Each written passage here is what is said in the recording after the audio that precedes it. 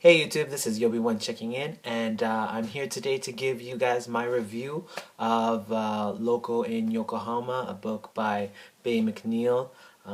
He's the same blogger that actually wrote a book called Hi, My Name is Loco and I'm a Racist. So I read that book just before I moved to Japan, before I moved back to Japan again, and this is his follow-up, talking about teaching and working and living in Yokohama.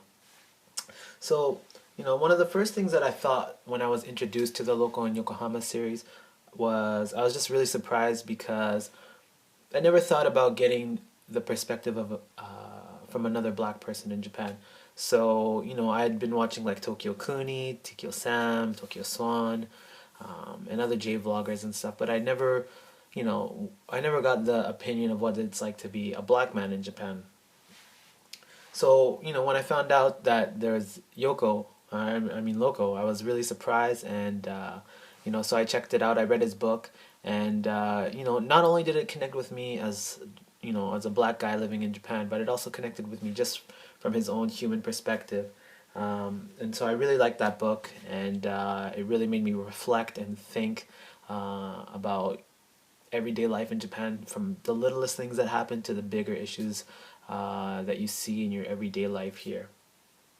So then, just last month or so, Loco released his follow-up book, Loco in Yokohama. This one takes a little bit of a different twist, turn from his other book, whereas his other book had parts about living in Japan and then parts from his experience back in America. This is just featuring his time teaching at a few different elementary schools and junior high schools in Yokohama. I've just started living in Japan again and teaching, and I really love this book. I really found myself kind of thinking out loud. I found myself thinking about the way that he wrote things and the way that he mentioned things, and he just paints really good analogies with his words, and I had so many deja vu moments when I was reading this book. I just kept laughing out loud. I was just like, oh wow, again, I'm not the only one. That's what I kept feeling. So I really like this book, especially because there was a lot of those deja vu moments that I had with myself. So I found myself continually, connected to his narrative, and the style of this book, I like it because it's perfect for a nice short read if you're taking the train and you can read a couple chapters, or if you just sit down and you just want to read through the whole book, you can do both.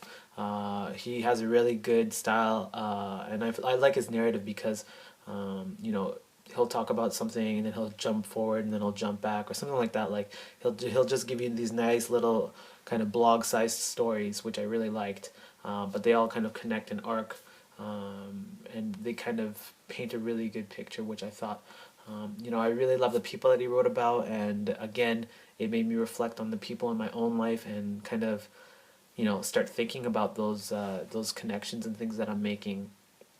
There's so many good quotes in here, dealing with anger or hate or something like that, and I really the thing that I feel makes a really strong book is something that sticks with you after you're done reading it, and if I keep thinking about the words that he said, and it kind of changes my views on certain things about life in Japan, which that's a really good book if it makes you kind of change how you think about things, kind of opening up your eyes and stuff. So again, I really recommend this book for anybody that is planning on moving to Japan, living in Japan, whether you're going to come here as a teacher or as a student, whether you're going to come here working any other type of job in Japan. I really like the kind of lessons that you'll pick up from this book.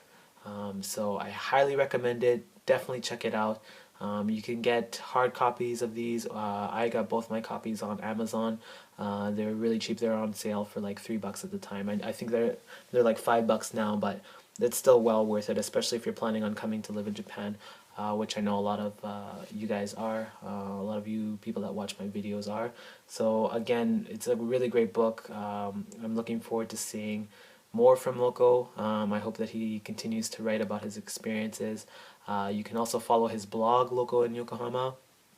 He's still he's posting things up there still now, so you guys can check out his blog too.